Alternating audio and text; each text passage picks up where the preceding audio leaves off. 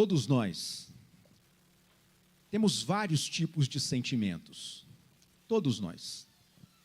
E existem dois sentimentos que nos acompanham em toda a nossa vida, desde a mais tenra infância até a mais ditosa idade. Todos nós temos medo de alguma coisa. Todos nós sentimos medo, eventualmente, de alguém. Assim como todos nós confiamos em alguma coisa. Todos nós, em algum momento da nossa vida, entregamos a nossa confiança na vida de alguém.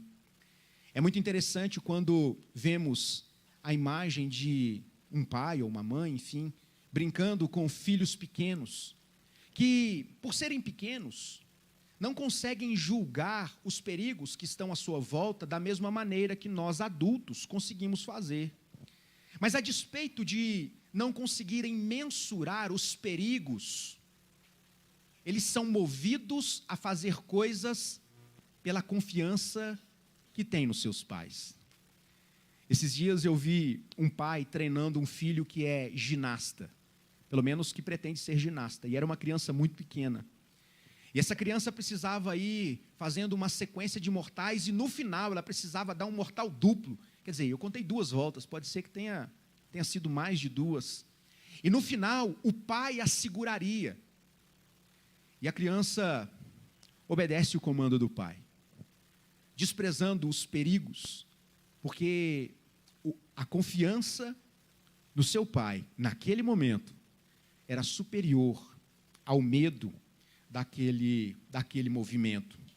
Medo e confiança são sentimentos que fazem parte da nossa vida e são sentimentos muito democráticos, porque tanto medo quanto confiança não se restringem à faixa etária, como eu acabei de dizer.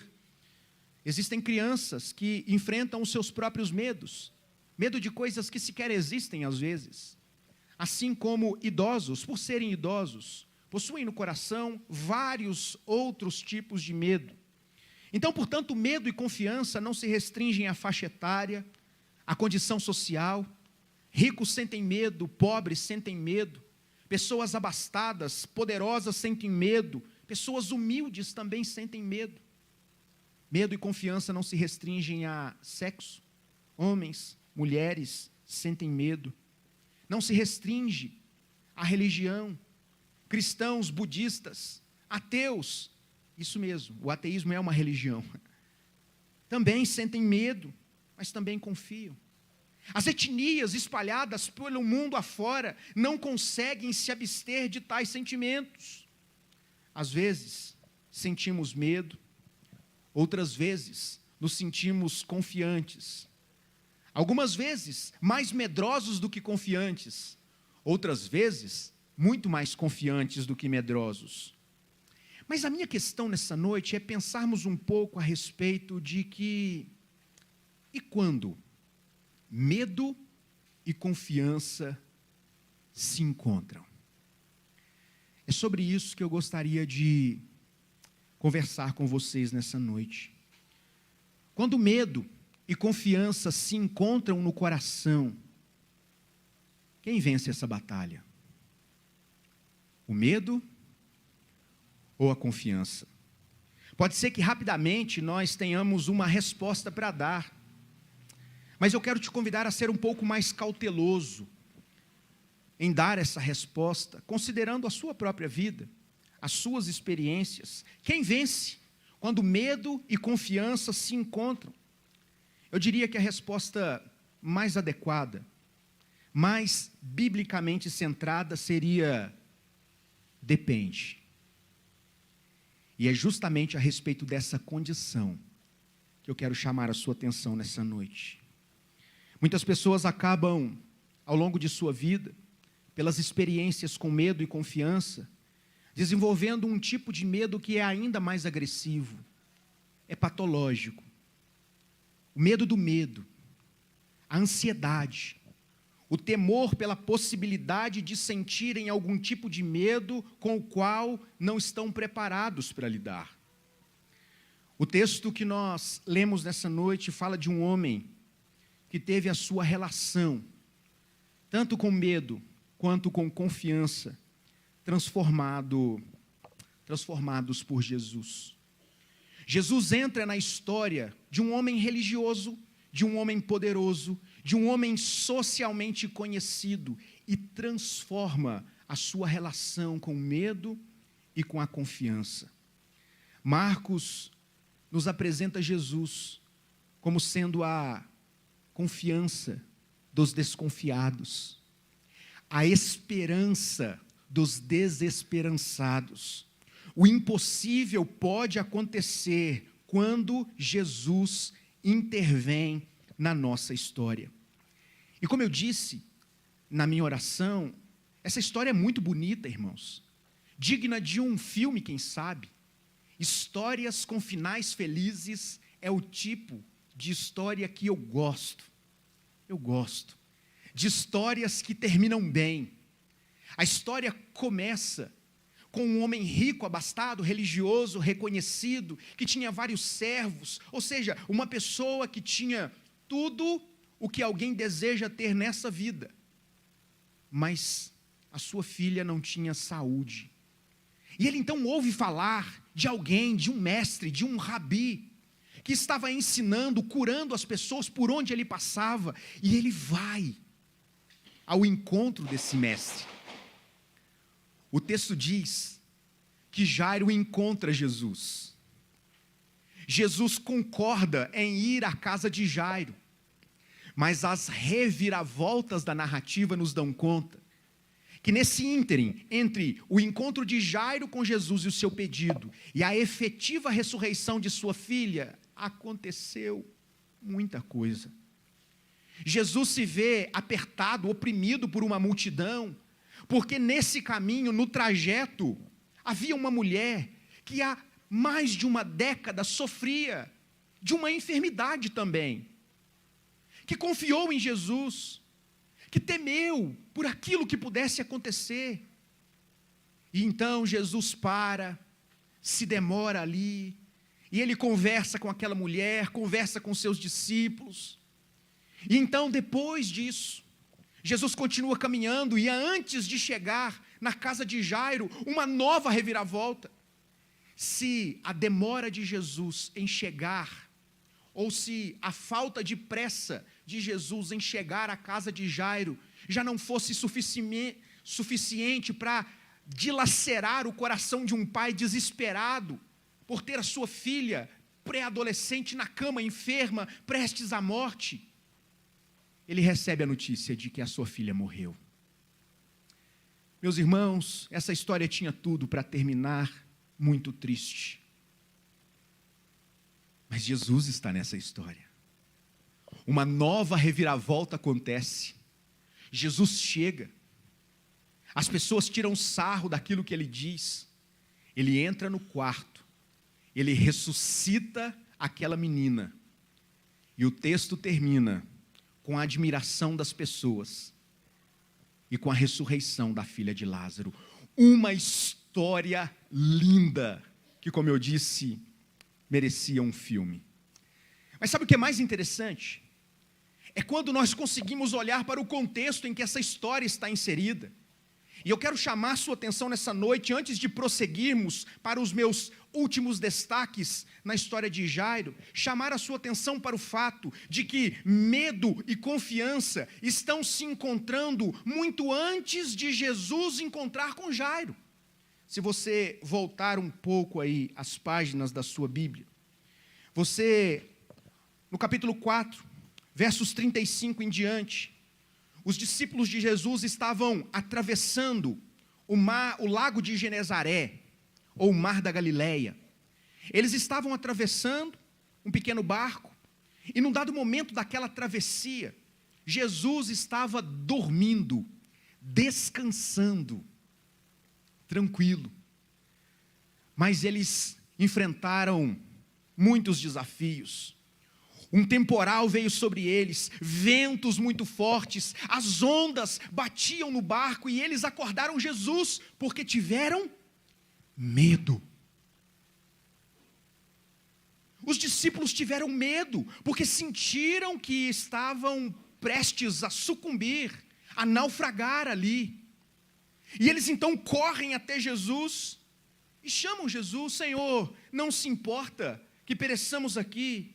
E no verso 40 do capítulo 4, Jesus diz: por que vocês são tão medrosos?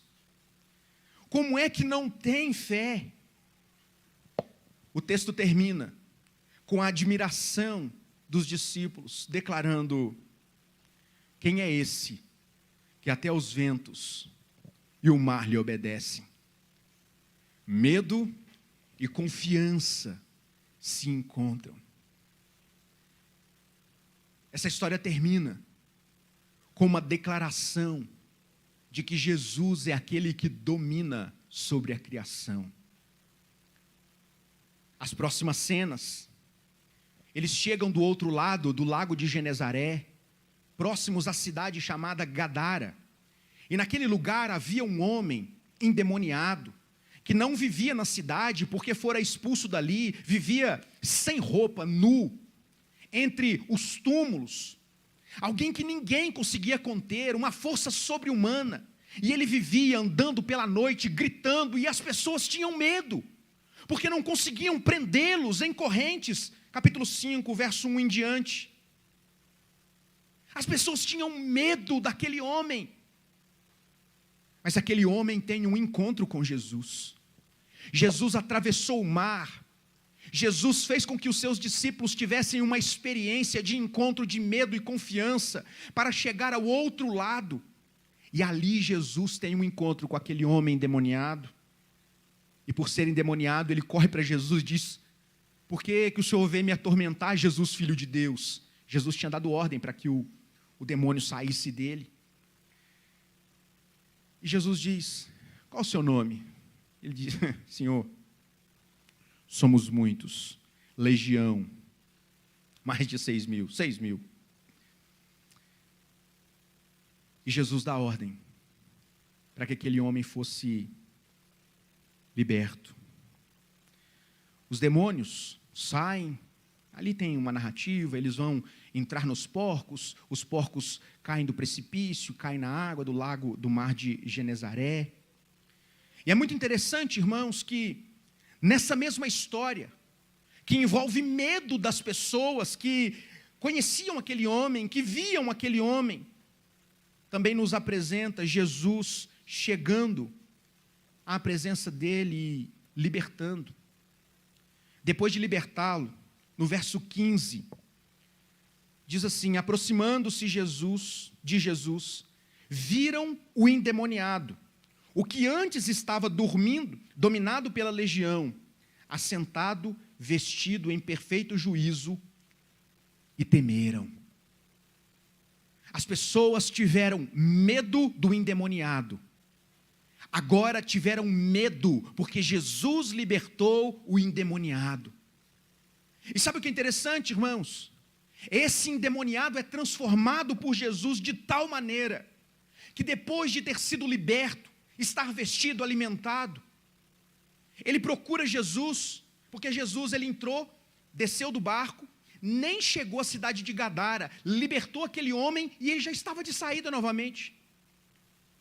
O ex-endemoniado procura Jesus, pedindo para ir junto com Jesus. Jesus diz: não, você vai voltar para sua casa e você vai contar para os seus parentes tudo o que aconteceu com você. O medo e a confiança se encontraram. É até que nós somos apresentados ao pedido de Jairo. Mas antes de voltar a nossa atenção para Jairo, nos versos, finalzinho do 24, até o verso 34, conta-nos a história de uma mulher, que há mais de 10 anos sofria de uma enfermidade. Ela tinha uma hemorragia que não podia ser estancada. E tratar de uma enfermidade como essa, naquele contexto, era mais do que tratar de uma enfermidade física, porque mulheres, naquele contexto, no período menstrual, eram consideradas mulheres impuras, indignas da presença das outras pessoas. Portanto, esta mulher aqui, que há 12 anos padecera de uma enfermidade, ela não sofria apenas no seu corpo, mas também nas suas emoções. Uma mulher que foi relegada ao afastamento, ao abandono, por causa de uma condição sociocultural. Ela ouve falar de Jesus, e ela confia que Jesus poderia transformar a sua vida. E movida por essa confiança, ela vai e pensa: se eu apenas encostar nele, eu ficarei curada. Meus irmãos, que confiança. Confiança maior do que essa, só dos torcedores do Palmeiras nesse Mundial. Que confiança! Se eu apenas encostar nele, eu ficarei curada. E sabe o que acontece? Ela encosta em Jesus. Ela é curada. E Jesus para. Jairo lá esperando. Jesus para. Alguém me tocou. Saiu poder de mim. E aí eles começam um diálogo. Os discípulos dizendo: Senhor, tem uma grande multidão aqui. É claro que alguém te tocou. E disse: não, algo de especial aconteceu. E o texto diz, verso 35: então a mulher, amedrontada e trêmula, ciente do que havia acontecido, veio, prostrou-se diante de Jesus e declarou-lhe toda a verdade. É quando confiança e medo se encontram. Algo está acontecendo nesse contexto. E quando nós olhamos para a narrativa da história de Jairo, nós percebemos, irmãos, que Jairo possui no coração um medo terrível, terrível. Para todos que aqui estão ou nos acompanham, todos os pais têm medo de que algo aconteça com seus filhos. Dói mais nos pais aquilo que acontece com os nossos filhos. Jairo tinha tudo o que alguém poderia ter, por causa da sua posição, por causa do status, da sua erudição. Ele era chefe da sinagoga, mas a sua filha não tinha saúde, estava prestes a morrer. O medo tomou conta do coração de um pai aflito, e o texto diz que ele foi ao encontro de Jesus para clamar por socorro. Veja como Jairo está tendo que lidar com o encontro de um medo de perder a sua filha, mas ao mesmo tempo a confiança de que Jesus poderia curá-la e salvá-la. O texto diz: Senhor, a minha filha está morrendo, verso 23, venha impor as mãos sobre ela, para que ela seja salva e viva.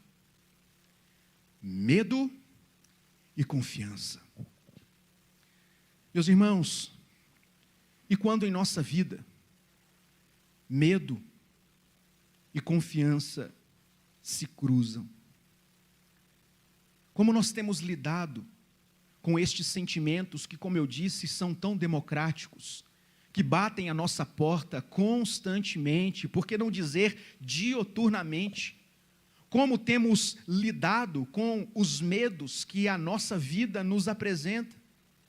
De que maneira a confiança que temos, se é que temos, tem nos ajudado a caminhar? É sobre isso a nossa reflexão nessa noite. O texto nos apresenta algumas lições importantes, e eu quero convidar você a guardá-las no seu coração, porque a questão aqui não é se nós sentimos medo ou temos confiança. Partimos do pressuposto que sentimos medo e confiamos em algo ou em alguém. O medo de perder a sua filha e a confiança a respeito daquilo que Jesus podia fazer, ou seja, salvar, fez com que Jairo transpusesse as barreiras religiosas, sociais e culturais. Meus irmãos, medo e confiança se encontraram e produziu uma atitude no coração de Jairo. Isso foi determinante para o resultado, para o final feliz dessa história. O texto nos dá algumas informações a respeito de Jairo, e eu quero destacá-las aqui. Jairo temia pela morte da sua filha, e ele resolveu ir atrás de Jesus. Até aí, parece algo natural para qualquer pessoa. Se eu conheço alguém que pode tratar o meu filho doente, eu vou envidar todos os esforços para alcançar esse tratamento. Mas é muito interessante que a decisão de Jairo de procurar Jesus para que a sua filha fosse curada, teria que fazer dele alguém corajoso o suficiente, confiante o suficiente para vencer algumas barreiras religiosas e socioculturais. O texto diz que Jairo era o chefe da sinagoga. Isso significa dizer que Jairo era uma espécie de liderança na sociedade. O que era uma sinagoga? A sinagoga era um lugar onde os judeus se reuniam para estudar a Taná, a lei do Senhor, os salmos, os profetas, cantar ali para a glória de Deus. E eles levavam seus filhos para que eles pudessem aprender o caminho do Senhor. Então, Jairo era um dos responsáveis pelos serviços religiosos no centro da cidade, no dia do sábado, no Shabat. Mas é muito interessante, irmãos, que estes líderes acumulavam funções civis. Porque se hoje nós temos esta separação muito clara de Estado e religião, naquele contexto estas coisas se misturavam, sobretudo na teocracia judaica. De maneira que ao sábado Jairo era o líder da sinagoga. Durante a semana, o responsável pela escola e o tribunal de justiça. De fato, Jairo era um homem muito importante. E a sua posição religiosa, e social e econômica não livraram esse homem de sofrer. Jairo tinha tudo o que muitos de nós, para não dizer todos nós, deseja aqui. Sucesso social, de fé, na religião, familiar, na cultura, alguém influente. Mas apesar de toda esta aparência de sucesso, isso não impediu que Jairo tivesse um grande problema. Isso nos ensina uma lição importante, irmãos, que nós nunca estaremos completamente isentos aos medos, aos riscos da vida. Mais cedo ou mais tarde, nós sofreremos algum tipo de abalo físico, emocional, financeiro, qualquer que seja a motivação, em algum momento da nossa caminhada, o medo baterá à nossa porta. O dinheiro e a influência de Jairo não puderam livrá-lo da enfermidade da sua filha. Jairo estava muito consciente da situação, do momento que ele vivia. E é justamente nesse momento que ele toma a atitude de não se incomodar com o que as pessoas diriam dele. Irmãos, a essa altura do ministério de Jesus, fariseus, herodianos, estavam mancomunados, além dos escribas, estavam mancomunados para perseguir Jesus. Eles queriam a morte de Jesus, e Jairo era líder da sinagoga, um religioso importante. Mas a despeito de todas estas pressões, ele decide procurar Jesus. Ele decide buscar a cura para sua filha em Jesus. A essa altura, como eu disse, as sinagogas já estavam fechando as suas portas para o Rabi da Galileia, para o Mestre Jesus. E a despeito de todo este movimento de perseguição, Jairo se desprende destas coisas e procura Jesus. Isso nos ensina lições importantes. A primeira, como já apresentei, nós não estamos completamente isentos dos medos. Por mais religiosos que sejamos, por mais ricos que eventualmente possamos ser, por mais realizados profissionalmente nós sejamos, nós nunca estaremos completamente isentos de dias difíceis na nossa vida. Em algum momento da nossa caminhada, é possível que sintamos medo. Mas o texto nos diz também que Jairo toma a atitude de ir até Jesus, E Jesus toma a atitude de ir à casa de Jairo. O texto diz no verso 24, simples assim, e Jesus foi com ele. Irmãos, é um verso pequeno essa primeira parte, mas que diz muito a respeito de quem é Jesus. Diz muito a respeito de como Jesus se relaciona conosco. Jesus, ele se compadece do nosso sofrimento. Jesus anda conosco. Ele se importa com a nossa dor. Jesus sempre se importa com as pessoas. Quando nós olhamos para o pano de fundo desse texto que apresentei aos irmãos, nós percebemos Jesus cuidando dos seus discípulos quando do momento da tempestade. Nós percebemos Jesus atravessando o mar para ir libertar um homem endemoniado. Essa foi a única atitude de Jesus depois de toda aquela viagem, porque depois ele volta. Quando Jesus regressa, ele cura essa mulher que estava sofrendo com essa hemorragia há mais de uma década. Assim como Jesus, ele se compadece de Jairo, e o texto diz, Jesus vai com ele. Irmãos, Jesus se relaciona assim com o seu povo, desde os tempos de Jairo, dos discípulos, do endemoniado gadareno, desde a igreja primitiva até os nossos dias, a presença de Jesus é uma promessa feita pelo próprio Cristo, e eis que estarei com vocês todos os dias. E por todos os dias nós entendemos também aqueles em que o medo bate à nossa porta. Portanto, quando olhamos para essa atitude de Jesus, nós aprendemos que existe empatia da parte do nosso Senhor. Ele se compadece do nosso sofrimento. Em segundo lugar, quando nós olhamos para o desfecho da história, nós aprendemos também que os imprevistos humanos, as coisas que acontecem sem estarmos preparados, não são capazes de frustrar os planos de Deus. Pense como estava o coração de Jairo.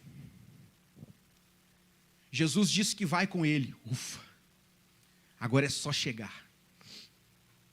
Uma multidão fecha Jesus. Sai uma mulher e toca Jesus de um jeito diferente.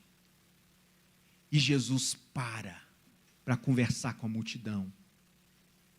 Eu imagino Jairo a essa altura, olhando o relógio, tirando o iPhone do bolso para ver se não tinha um WhatsApp novo. Desesperado, porque algo não esperado aconteceu.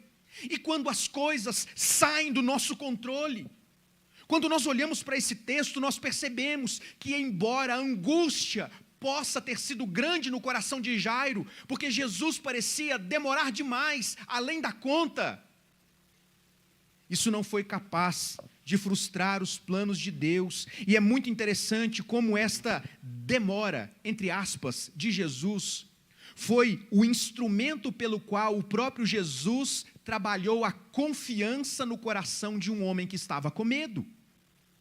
O texto diz que Jesus demora ali conversando com a mulher, e não sabemos exatamente quanto tempo depois, ele está se aproximando da casa de Jairo, até que o cavaleiro do Apocalipse, tem sempre alguém para trazer má notícia, né? Aparece e diz: por que você está incomodando o mestre? A sua filha foi de arrasta, morreu, não há esperança, não há o que possa ser feito. Nesse momento, irmãos, Jesus olha para Jairo e diz para ele: não tenha medo, creia somente. É exatamente nesse momento, o medo do coração de Jairo, consumado pela morte de sua filha, entra em choque com a confiança que Jesus oferece a ele. ainda não acabou, Jairo. Creia nisso. Confie nessa palavra. Não tenha medo.